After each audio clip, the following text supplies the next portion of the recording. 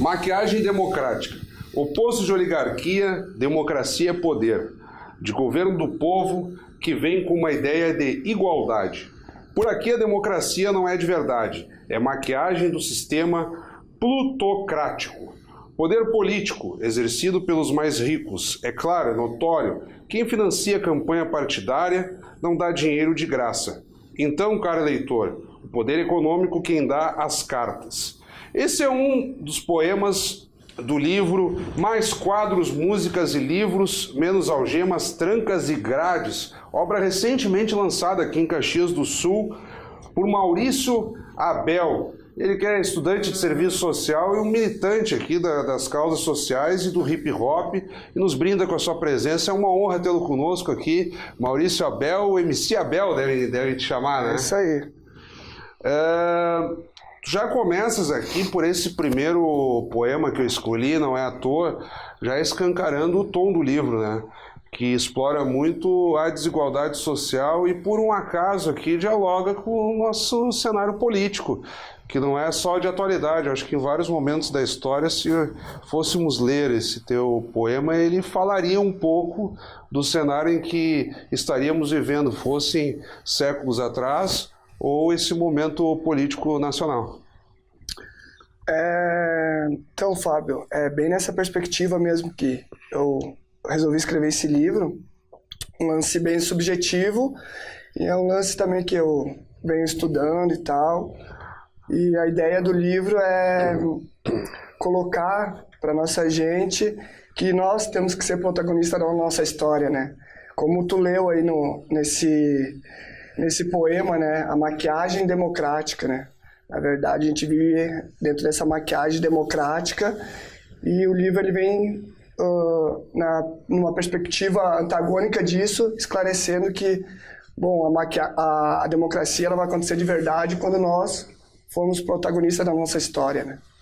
O livro tem essa perspectiva, nós vamos ter que insistir muito ao longo do programa, da chamada luta de classes, o termo lá antigo, da própria raiz das obras marxistas e tal, que lá quando Marx refletiu a sociedade, e tu como estudante do serviço social, deixa isso muito claro no decorrer do livro. Aqui nós vemos o sistema democrático e nós vamos ver os mais ricos, a própria classe média, e depois vamos para a baixa renda. Quer dizer, em diversas escalas o país é atropelado por situações de igualdade que dificultam, né, uma excelência assim, de equilíbrio, pelo menos de equilíbrio, não é aquela questão, quando fala, por exemplo, das cotas, tu dá condições iguais para que todos possam chegar, não quer dizer que todos tenham que ficar no mesmo patamar, mas pelo menos ter as condições, né? Então esse que é o grande debate. E aí tu começa a partir da tua própria história de vida. Eu gostaria que tu compartilhasses um pouco isso, dentro do que fosse possível, porque é extremamente forte já o teu relato de arrancada, e não em poesia, em formato de prosa. O livro ele começa então com uma introdução bem subjetiva também, que é um pouquinho da passagem da minha vida no tempo de infância, e eu não abri muito, né, essa parte, porque teria que expor, né, os membros da minha família e tal, mas abri um pouquinho daquilo que eu achei relevante, né, de colocar no livro, que é uma questão de superação, né? Da onde eu vim, eu sou oriundo lá do Salgado Filho, e mais precisamente do Burguinho, né? Que é uma vila que tem dentro do Salgado Filho, e essa vila aí, ela é muito pequena, mas a proporção de tráfico de droga dela é muito grande. Na Zona Sul, essa vila ela sempre foi um lugar de muito tráfico, né, de muita violência, e a minha família inteira foi oriunda dali. E a gente saiu dali e hoje estamos dentro da universidade, né?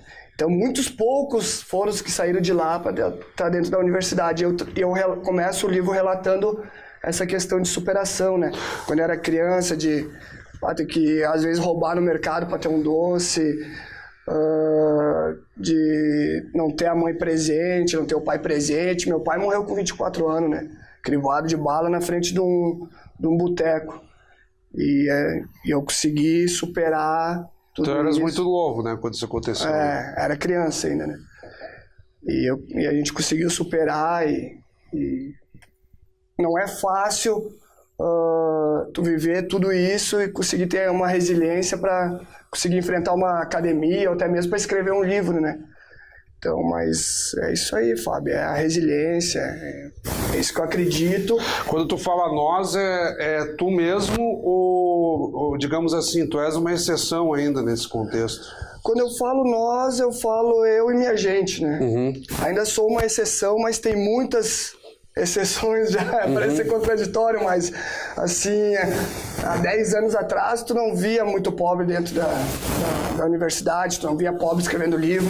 Eu me lembro quando eu era criança, escrever livro para mim era ser um escritor de um livro, era alguém que morava na torre de um castelo, alguém que era muito distante de mim, como o cara que pintava uma tela, um pintor, era muito distante de mim, né? E hoje a gente nós, né, que eu falo enquanto classe mesmo, nossa classe hoje tem o acesso para escrever um livro, para entrar numa universidade e ser protagonista mesmo da nossa história. E aqui tu atribuis isso, é uma situação, uma conjuntura de governo que propiciou isso, daqui a pouco uma iniciativa, ou também, como tu estás dizendo, eu enxergava como algo inatingível.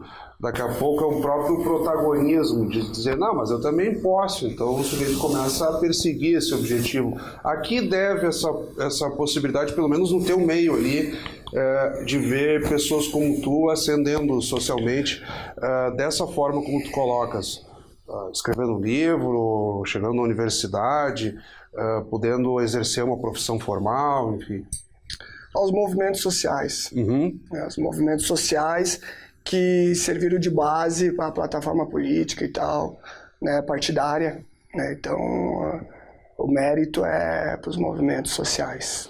E como se dá essa tua relação?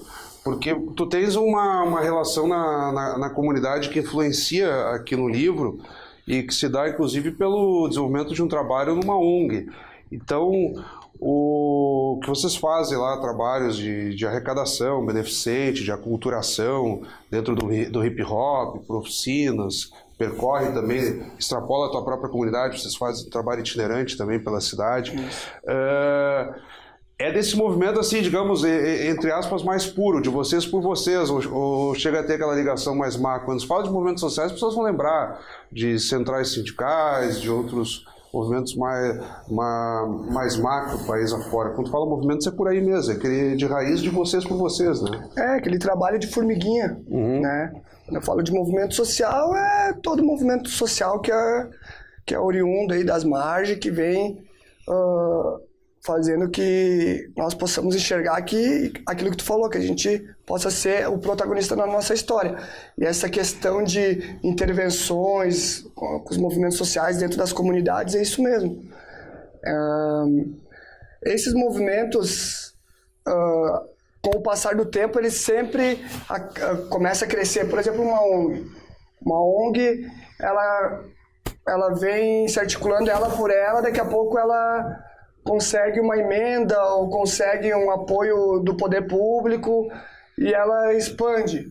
Então, eu acho que está muito atrelado o movimento social puro com a política partidária. E tem que estar atrelado isso aí. Tem que estar, porque isso que eu faço hoje através de uma ONG é responsabilidade do Estado, na verdade. Não é minha responsabilidade. Então, tem que estar atrelado, o poder público tem que enxergar as ONG, tem que enxergar os movimentos sociais e tem que fortalecer as atividades e ações sociais da base, né? E o quadro de desigualdade que é escancarado aqui, de certa forma, como fazer para superar isso? Na medida em que tu também te tornas um exemplo para aqueles que estão lá, como é que tu lidas com isso? Porque tem muito disso na comunidade, aquelas pessoas que começam, daqui a pouco o sujeito conseguiu sair das drogas, ele passa a ser um exemplo para aqueles que, por um motivo ou outro, não conseguem. Como é que também tu desenvolves a tolerância? Daqui a pouco tu pode pensar o seguinte, pô, mas se eu conseguir, por que o meu amigo lá não se esforça do mesmo jeito para sair das drogas, para buscar um estudo? Como é que se dá também a tua tolerância aos teus iguais, mas que daqui a pouco não tem o mesmo desprendimento que tu conseguiste ter? Eu acredito numa palavra, assim, Fábio, que até eu fiz um som com ela, que acho que deve estar escrito em alguma poesia sobre ela no livro, que se chama subjetividade. Então, a gente não pode negar a subjetividade, né, do indivíduo. Cada um tem a construção dos seus valores, das suas perspectivas de vida. Daqui a pouco o camarada ele não vai superar a sua questão mesmo. Tu entende? Daqui a pouco o cara vai morrer na droga, ou morrer no crime, entendeu? Uma questão muito subjetiva, né? Daqui a pouco não é falta de esforço dele. Não é que o cara não se esforçou e tal, não enxerga como uma questão de mérito. Mas tem coisas que é da subjetividade mesmo. Daqui a pouco o cara teve muito mais oportunidade do que eu e não conseguiu superar a sua questão, né? Questão psicológica, enfim, vários fatores que eu já vi muito amigo meu que teve muito mais oportunidade do que eu morrer no crime, morrer na droga, né? Mas não culpabilizo o cara, nem a família, entendo que é da mesma classe que eu, mesma classe social que a minha. Eu procuro compreender e não julgar, sabe, Fábio? Então, cada um tem a sua perspectiva de vida e suas questões. E é algo assim que daqui a pouco eu não tenho uma explicação técnica aqui para te dar. Porque é uma questão subjetiva, cara. Claro. Uma outra perspectiva do livro, além desse escancaramento, digamos assim, da desigualdade social, está na ideia existencialista, por exemplo. Aqui nós temos um dos poemas que trata a liberdade de viver. Eu vou ler uns trechinhos. A sensação de ser livre. Liberdade é viver, é cantar, é escrever, é lutar, é vencer, viver um novo dia, sorrir na alegria, chorar na tristeza, faz parte, é a vida, admirar as coisas simples. Quer dizer, aí aqui tu sai do contexto necessariamente dessa luta por espaço na periferia, e isso aqui vai dialogar com qualquer cidadão, principalmente aquele que daqui a pouco está meio cabisbaixo, depressivo, tu dá aquele ar motivacional. Então, eu também gostaria que tu comentasses um pouco desses poemas que entram para uma lógica existencialista e aí vão dialogar com qualquer setor. Qualquer cidadão, mesmo que não conheça o contexto de periferia, vai se identificar aqui com esses poemas. Esse poema, na verdade, ele se transformou numa música. Eu não lancei essa música, mas um dia eu vou lançar ela. É uma música, um poema que eu digo que eu escrevi na primavera, Fábio. Então, nessa perspectiva um pouco de sair desse embate, né, dessa questão de luta de classe e abrir, né, um pouco o dom para alcançar outras partes da cidade, outras pessoas. E a liberdade é algo que todos buscamos, sendo rico, sendo pobre, classe média. Então é uma questão universal, né? E a liberdade, ela é relativa também, ninguém é livre 100%. E onde que entra o hip hop? Tu já citaste várias vezes, eu aqui estou com um dos poemas grifados também. Hoje eu estou inspirado para um pá de cena, cantar um rap louco, recitar vários poemas. E na diversidade viva a vida, sinta a brisa, não seja um parasita, um castelo de museu. Aqui é aquela provocação para sacudir o sujeito. Mas eu quero a explicação específica de onde que sai aí o sujeito reflexivo que está escrevendo, que está se dedicando às leituras, e aí entra o hip hop. Tu és aquele que faz a rima, que canta, o que só compõe. Como é que se dá daí a tua relação com o hip hop, que também está muito marcada aqui no livro? A minha relação com o hip hop começou na escola, no ensino fundamental ainda. E um dia uma professora pediu para mim fazer um trabalho, o Fábio. E eu estudava com a minha prima irmã, né? E eu e essa minha prima, nós estudávamos na mesma sala, e a professora pediu para nós fazer um trabalho de uma apresentação.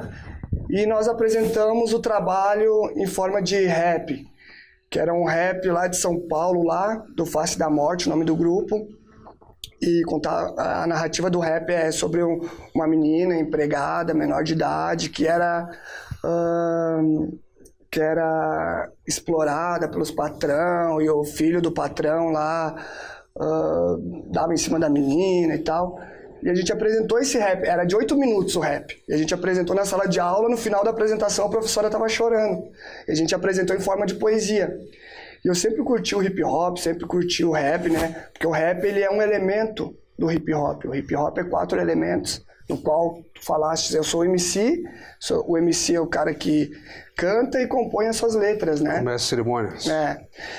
E aí eu comecei a minha relação com o hip hop, né? A partir desse momento que eu recitei esse rap dentro da sala de aula, e eu vi que tocou a professora e os demais alunos ali, meus colegas, e eu comecei, isso aí né? Tem um poder nessas palavras mesmo, para a professora chorar na frente do menino ali de 13 anos. E eu fui para casa motivado. Depois desse dia a professora trocou uma ideia comigo, disse que eu tinha potencial e tal e tal. Eu fui para casa e comecei a escrever minhas próprias letras e minhas próprias ideias. E desde lá, então, vim desenvolvendo essa atividade. Já fui b-boy também, cara que dança. E essa é a relação minha dentro do hip hop. Tu explicaste 2 elementos, quais são? Tu disseste que são 4, tu explicaste 2. O MC, que tu já foste b-boy, que é o que dança. Quais são os outros 2? Tem mais um elemento que também eu tenho bastante afinidade, que desenvolvo também umas artes, que é as artes plásticas, o grafite. O grafite. E tem o DJ, né? Exato. O DJ, o grafite, o MC e o que faz a dança. O b-boy é os 4 elementos dentro da... Pô, mas então, digamos assim, tu te identifica mais em ser MC, mas tu atacas em todas. Em 3. No DJ a aparelhagem é muito cara, ainda não me para. Mas eu tenho uma afinidade com essas 3. E foi o movimento hip hop que me levou a refletir, né? No momento que tu para escrever uma letra, o que tu vai escrever? Vai escrever a vida de quem? Né? Eu usei o rap para externar meus anseios, meu amor, meu ódio, né? E ali tu começa a ser reflexivo e tal. Abel, como nós sempre fizemos no Café com Letras, vamos dar uma pausa então na abordagem do livro, mais quadros, músicas e livros, menos algemas, trancas e grades, que é a pauta do nosso programa dessa semana, e chamar então de imediato a vinhetinha Dicas do Autor.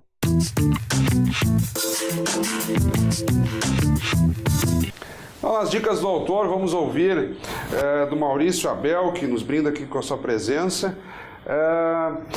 Publicações, autores, podem ser clássicos, lançamentos, que tu entendas que por um motivo ou outro, quem está nos acompanhando neste momento precisa correr atrás e ler também.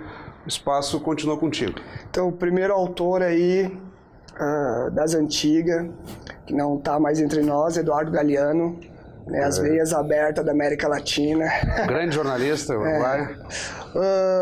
Segundo autor é um camarada meu que é um cara aqui de Caxias, que trabalhou comigo aí 1 ano e pouco, educador social, um psicólogo, Fernando Bins, né, Os Olhos do Condenado. Esse livro já esteve aqui. É mesmo? Já esteve aqui no Café com Letras, o Café com Letras, o Fernando Bins. Um cara de uma empatia fora do comum.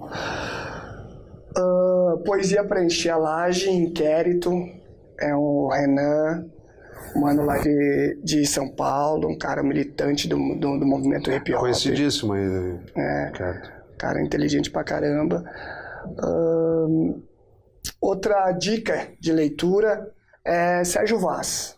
As poesias do Sérgio Vaz, que tá na internet, tá? Um cara que eu respeito muito e tenho admiração. Nessa reta final de programa, até como estudante do serviço social, eu lembro quando tu vieste me trazer o livro aqui para eu fazer a leitura em preparação ao programa, tu mencionaste muito isso. Eu estudo serviço social, enfim, já estou avançado no curso e tal. Isso está muito claro no decorrer do livro, né? Eu lembro que lá na graduação estudei uma cadeira eletiva de serviço social. Então, é sempre a questão social, a luta de classes, a bater muito na tecla das diferenças, e isso vai percorrendo, é praticamente um fio condutor do livro. Se nós pudéssemos assim achar uma forma de ligação entre as poesias do teu livro, embora às vezes varie o enfoque de uma para outra, como nós podemos ver um pouquinho, às vezes está muito marcado. Então tu tem dois fatores que demarcam bem a tua identidade, a tua vivência de muito sofrimento e superação e o teu interesse intelectual pelo serviço social e pela desigualdade mesmo. De que forma tu achas que é possível comunicar isso, inclusive para que, entre aspas, eu acho muito chato essa ideia de classes, de falar em classes, mas enfim, que pessoas de outra condição de renda, então, melhor dizendo, compreendam essa situação que tu tentas escancarar aqui? Eu procuro absorver o que aprendo dentro da academia e passar, né, para minha galera, para o meu povo, por mais que tu ache chato, mas para minha classe, de uma forma simples e compreensível. Não, eu quis dizer assim no sentido de dizer diferença de renda e tal, né? Porque às vezes para classe e tal, pode ser até meio... Às vezes parece meio terra retrógrado, né? Isso. Cansativo. Nesse sentido. Entendo. Mas às vezes eu tenho uma música que eu digo assim, ó, que às vezes é preciso apertar na mesma tecla até que mude, claro, né, algumas coisas. Isso aí. Então, eu tento fazer essa ponte de levar o conhecimento, né, subjetivo e linkado com esse conhecimento da academia para minha galera de uma forma simples, e o livro é esse instrumento da forma simples, de esclarecer algumas questões de renda econômica, de classe, de uma forma simples e de fácil compreensão. E eu tenho percebido, Fábio, que o livro ele tem alcançado uma galera que nunca pegou um livro na vida. E eu falo com propriedade porque são pessoas que eu conheço desde pequeno. Claro. Então, pessoas que jamais leram.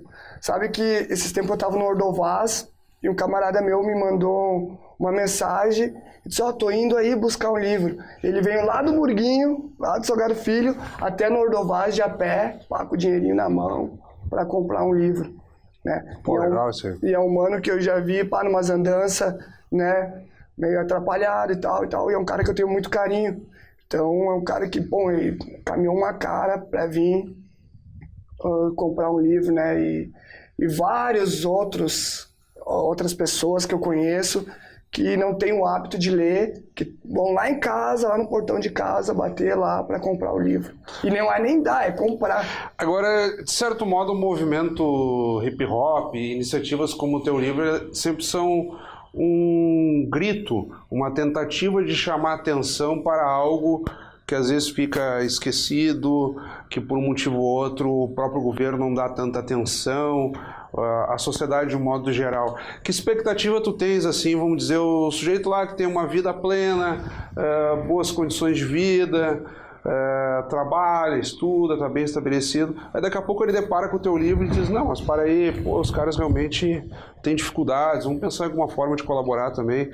Tu tens essa expectativa de sensibilizar quem não sofre com esse contexto, mas que pelo menos compreenda melhor o que vocês estão dizendo? Minha expectativa é despertar o poder público, Fábio, né, que eles possam enxergar mesmo, porque eu entendo que assim, sem política a gente fica lutando com pau e pedra. Uhum. E eu, sinceramente, vou falar algo bem subjetivo agora, como é meu livro inteiro, tô cansado de lutar com pau e pedra, irmão. Né?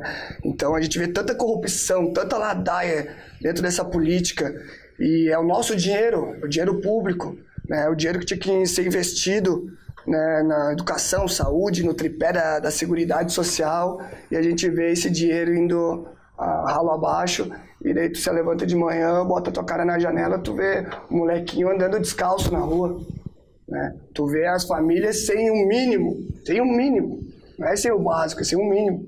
Então, por isso que a gente tem esse grito de luta, de dor e anseios, que o poder público possa estar não só em 4 anos, sei lá quando, tá indo dentro das comunidades com um sapatinho engraxado lá, para garanhar votos da nossa gente, né? Acho que tem que ser olhado para dentro das comunidades, tem que ser olhado para as margens, tem que ser olhado para as famílias, para os jovens, para as crianças, né? Porque eu tenho certeza que grana tem para resolver essa questão social. Então, o que falta não é nem sensibilidade. O que falta para o poder público é falta de vergonha na cara, irmão.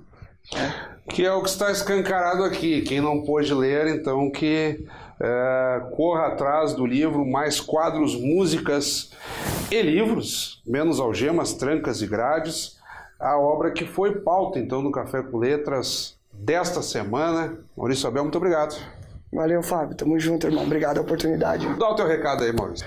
Hoje eu tô inspirado pra uma pá de cena, cantar um rap louco, recitar vários poemas. E na adversidade, viva a vida, sente a brisa, não seja o parasita, o castelo de museu. As mágoas do passado, no tempo se perdeu. Já diz o Racionais, não gostou de nós, tanto fez, tanto faz.